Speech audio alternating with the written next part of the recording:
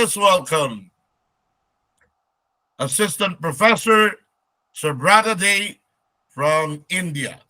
Yeah.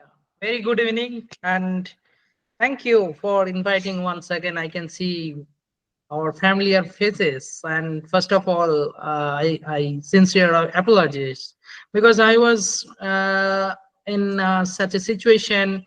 I went for here at state level football match, and I came back at the time in it's a huge traffic, and that weather was here something like having what this thunderstorm. So I was stuck with that. Anyway, thank you for that, and let's I think you all are having that same energy, right? Yes, yes, Yeah, sir. that's nice. So today I will be presenting on the topic related to sports science, obviously. And today I am going to present something which is very interesting. Hope you will enjoy. So let's first share my PowerPoint.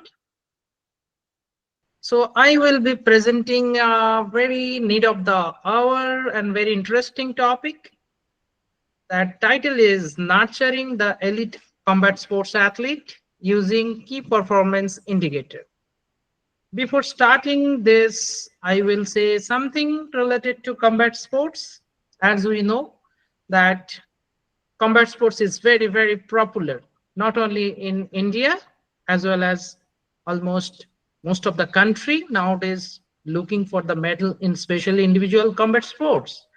And I will be speaking that some key performance indicators for high performance. So what I will be discussing, I will again recall combat sports, its introduction, and then I will be speaking on key performance indicators, what's the key concept, and performance related assessment, why we do, then especially for combat sports. And obviously, I will be trying to suggest something that can treat it as recommendation. And finally, I will do the sum up. And obviously, I will be more happy if we could interact each other for better learning and understanding. So first, if we talk about the science of training, especially as a sports scientist, what exactly we do think about sports science? So sports science is a science, and obviously the training should be scientific. So for that, there are certain where we can focus. We as a sports scientist still working like areas of nutrition, like anatomy, you can see physiology and other allied areas. So it's a complete complex system where different subject areas and domain experts, they are trying to focus more on sports specific outcomes in terms of athletes performance. Then moving on, if we talk about the assessment, especially why we do the assessment, I mean, more importantly, scientific assessment, why we do, how you do, and who exactly will do. So this is one of the important model that we used to follow. Like this model is called PDCA cycle, which means we have to plan, then we have to do, and then we have to again check, and accordingly we have to act. So this is basically one of the important model that we basically used to, I mean, follow for our routine assessment for the scientific test in ground and obviously in laboratory setup also. So this is important area. And if we think about the factors that affect the athlete's performance, obviously we know it is not a single factor. There are certain factors that role is very crucial, like training competition, especially the volume, intensity, duration of the training, obviously the degree of fatigue, recovery from previous training and competition. So these all are, that play important role for the athlete's performance. Then nutrition, obviously nutrition is also important factors like carbohydrate, protein, fats, and entirely I'm not going into deep, but I'm saying to recall again the things that needs to be understand. Then psychological stress, lifestyle, health, obviously athlete fitness and performance outcomes, and also environment like temperature, humidity, altitude, This all together is responsible for an athlete's performance and their overall sport specific performance in terms of their individual or team sport, rather I will say.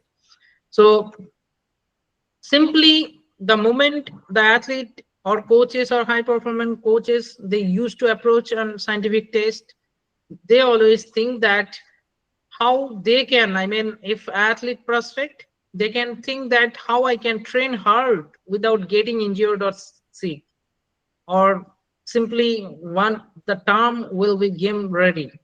So training hard and training smart is always a synonymous, is it so?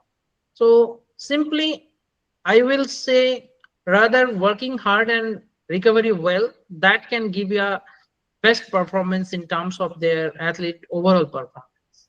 So recovery is not about how good you are, rather its fitness or activity as much as its physiological status. It means their how good their cardiovascular system, how good their muscular system and neurovascular system. That always matters athletes' life in terms of their betterment of performance and recovery. And in high performance, I think the slide is visible for all of you. Professor Dennis, can you please confirm? Yes, yes. Yeah. Thank you for confirming. Yeah. So when we are talking about elite level performance, especially combat sports athlete, so high performance sports will come first. If you are talking in a complex system where you are having a pool of sports scientists, having your pool of high performance coaches, so these are the different domain areas or people basically we used to follow, especially for our high performance system in our center. So for that, you should have a good exercise physiology team. You should have data analyst. Although in grassroots level, this model cannot be applicable, but it high performance sports, when we are talking about elite level athletes, combat sports, or maybe team sport, this is a general model that should be, I mean, in that system. So if I make it more simplified in terms of better understanding in the process to define the use of KPI, that is key performance indicators, in a sporting settings, whether it could be combat or maybe non-combat or team sport. So definitely there should be some areas or segment or different types of their patterns in terms of their physiological demands, in terms of technical, tactical, their body status, in terms of their body shape. All these things will matter to determine this key performance indicator.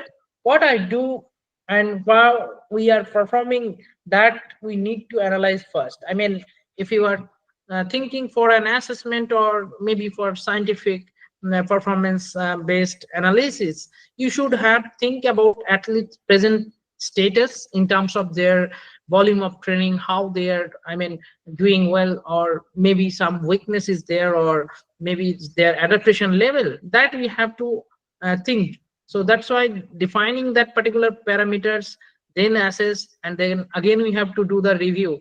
That is also something which is synonymous with this PDCA cycle.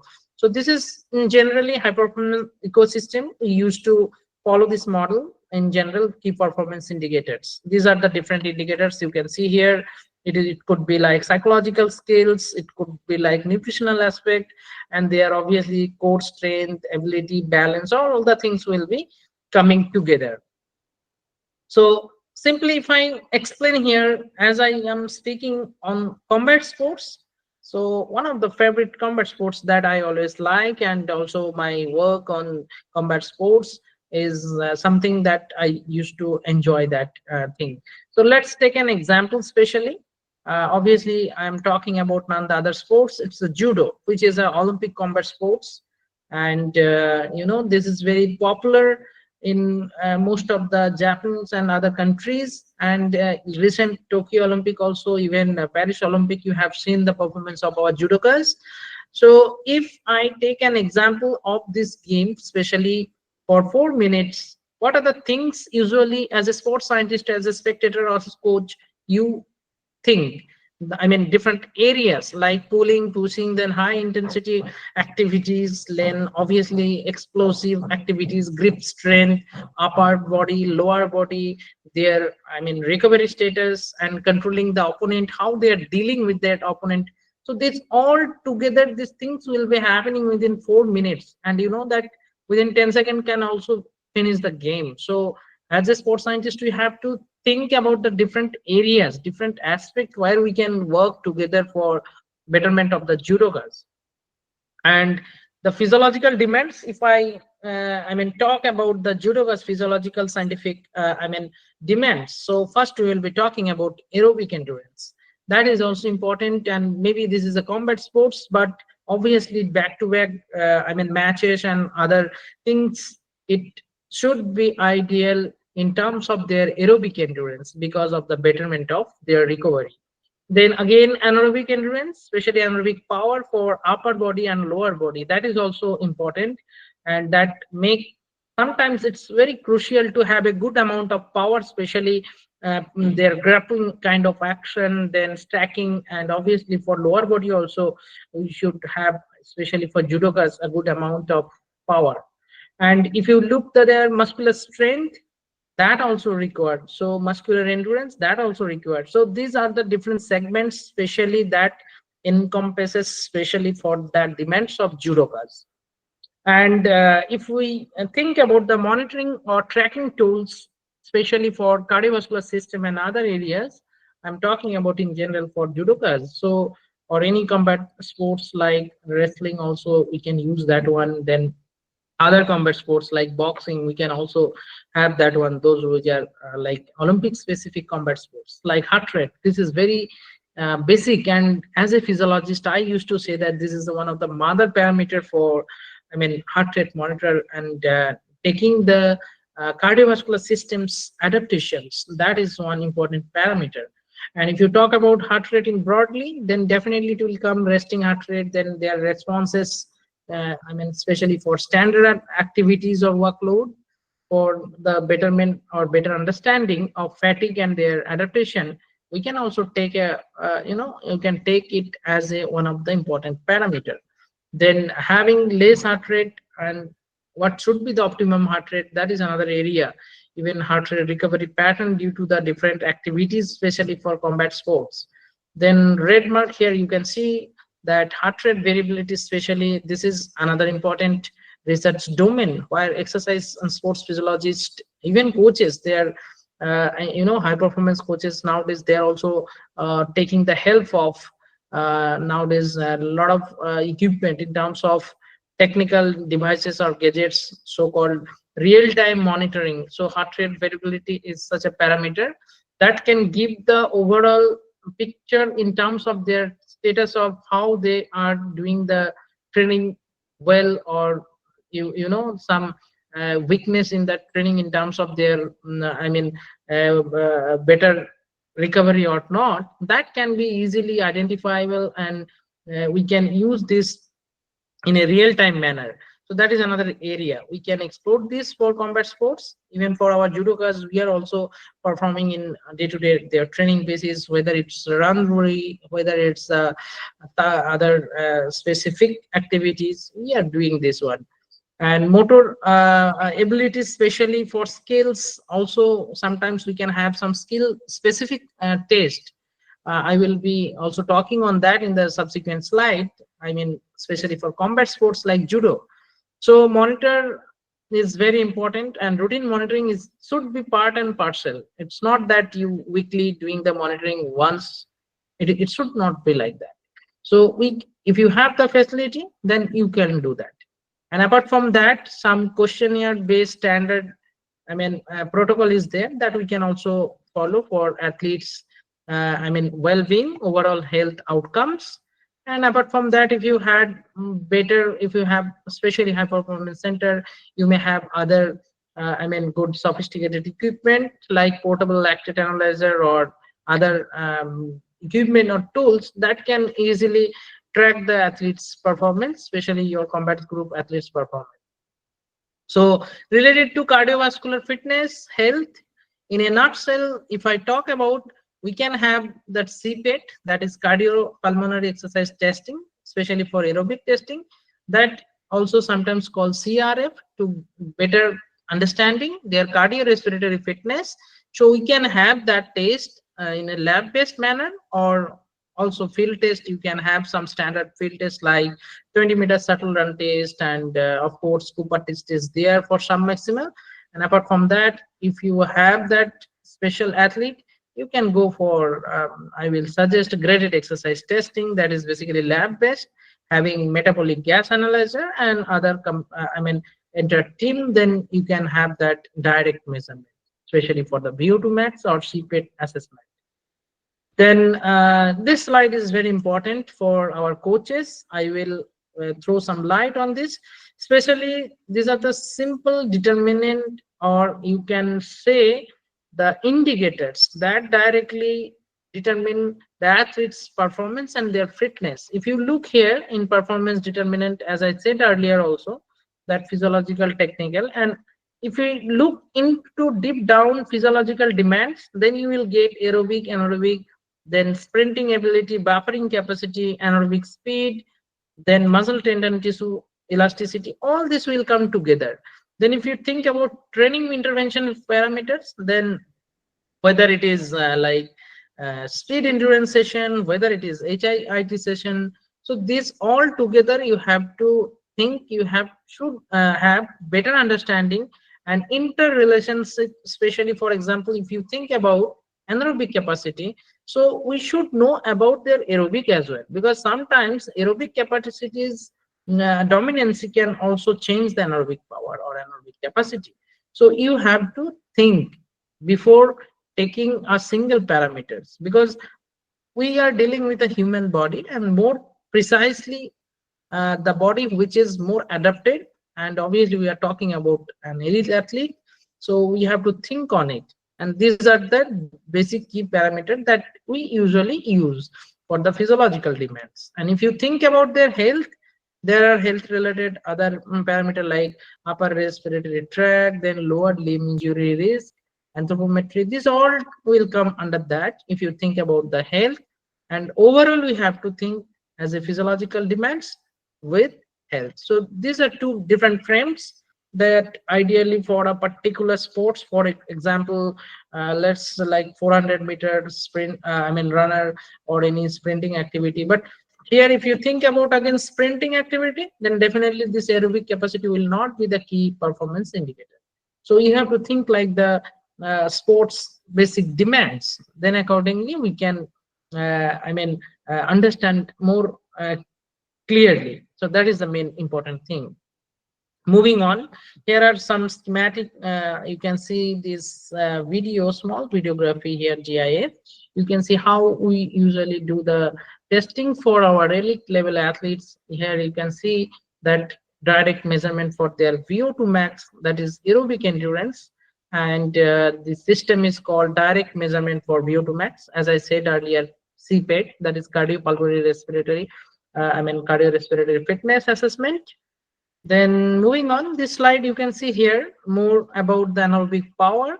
This bike is called Wingate bike, which is 30-second anaerobic all-out sprint test can be performed in this standard equipment.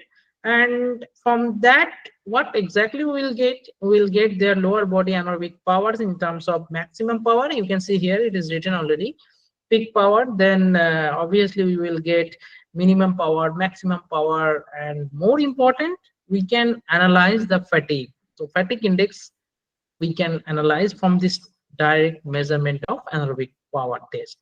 And these are some standard field tests. As you can see here, this is aerobic test, this is again anaerobic test. So two frame here you can see both the standard field test that can be applicable for combat sports athlete. And this is the slide where I already told that I will be speaking. So here you can see combat specific assessment. Here I'm talking about judo.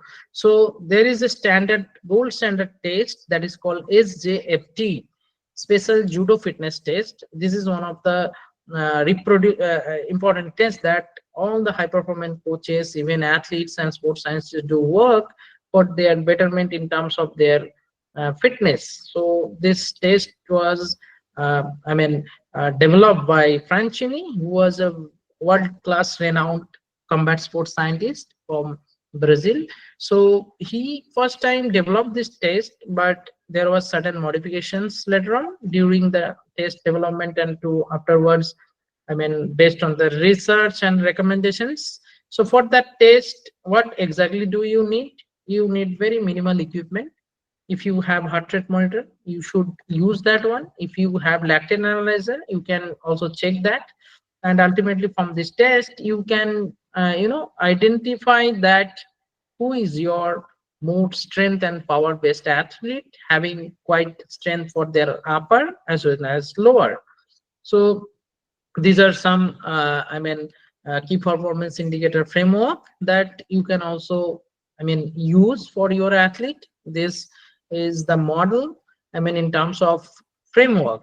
Okay, and these are the data which has been presented here. You can see how the session should be, like time spent in 90% HR max, then peak velocity, then duration, then average velocity, and total distance. So this is how I think our high performance coaches, especially other sport also like swimming, and also for team sport like football, hockey, rugby, that can also be taken some extent from this indicators. So this is, I think, something that we can use. And finally, I will quickly sum up what I spoke. So interdisciplinary approach, and especially for combat sports, like as I said about nutrition, as I said about psychology, exercise physiology, as a team, we should have a interdisciplinary approach. Not alone physiologist or not alone nutrition or psychology can do. It should be a team effort. And exercise physiology can also be integrated with other science discipline like biochemistry, can also be added here an important role. So I think we should plan our model like where we can work together as a team, and more focus on scientific evidence based research approach should be there in basic and applied science subject areas. Here the role of data science is also important, so role of video analyst is also there.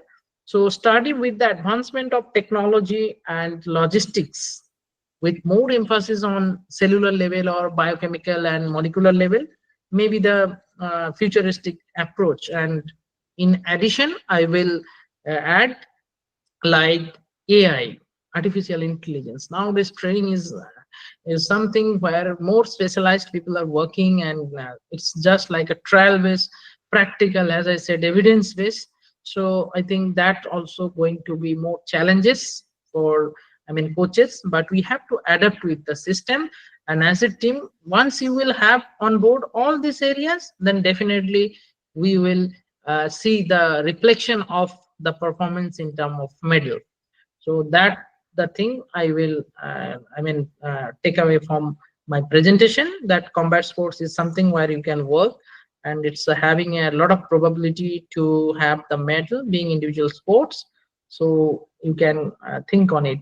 And yeah, I will be speaking also something that you people also should know about, where I'm working at present in university setup. Earlier I was working already, Professor Dennis spoke about that. I was working at Sports Authority of India as a lead sports scientist, and recently I am now again back to in academics. So this university is Rishi University at Odisha, Cuttack.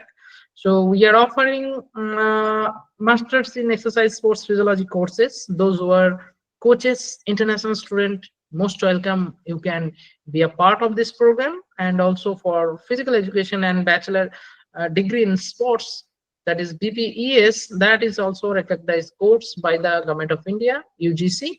So you can take this opportunity. We are open for the admission for this present session of this year. With this, I will like to thank again to Danish for again giving me this opportunity. And obviously, I always say that see you again, hope in the next lecture sometimes. Thank you once again. Thank you, Professor. Good to Okay. you. Yeah, let's discuss. Um, Listen to for you. the For the participants, do you have any questions? For the participants, do you have any questions? No, sir. Okay. Um, Doc or Prof, Yeah. can you elaborate in a simple one sentence each each subject which is under sports science? Like, okay, human anatomy. This is about uh, the human body, and can you describe it for them to understand what are the subject matters under the sport science? Yeah, all right. Yeah. So, although I have not told, I mean, in broadly about sports science, but I will just explain simplifying this thing that sports science is a broad umbrella term. So, under that, there are majority thing will occupy by the direct allied area subject, like six major subject is there. Number one, sports anthropometry, that is related to the body measurement, related to body composition, related to demographic informations like height, BMI, their somatotyping, fat percentage, and all entirely body composition. That is sports anthropometry. Number two, sports nutrition, that is something where a nutritionist, as I know that nutrition is a science subject where it's related to the what kind of food should be taken, it simply just I can say. But sports nutrition is something where a nutritionist will work closely with the athlete, their energy requirements, their demands for that particular sports, and what should be the ideal recovery drink. So they are the expert to, I mean, give the expertise suggestions. Number three, sports psychology, where it's a science where simply how you are well adapted athlete in terms of your mental toughness, in terms of your cognitive abilities, in terms of your anxiety, stress, how you are doing, how you are coping. So that area is being dealt by the sports psychologist. Then number four, that is exercise physiologist, that I'm in that domain area. So basically to know about the body systems better, their adaptation and their different types of which lives I have spoken about cardiovascular. So like it's related to respiratory and cardiovascular system. So that is the area where do exercise and sports physiologists do work. The number fifth, that is sports biomechanics. That area is something we as a human being or athlete as a human being, what should be the body motion when they're running, what should be the, I mean, ideal angle, if someone is javelin, so what should be the proper correction of the javelin angle. So those who are working in that area, that is sports biomechanics. So then next another one area, that is that sports physiotherapist, they are basically rehab expert, rather I will say. And apart from that, strength and conditioning coach is also there. Nowadays sports scientists, they're thinking and they're talking more about strength and conditioning expert. They are also sports scientists, and having that team, it is added advantage. So majority of the subject like sports biochemistry is also there. So this all together, starting from sports anthropometry, psychology, nutrition, physiology, this all together is so called as a sports science. This is the different allied areas, and together is all as a sports science. I think, Po Dennis, is it clear?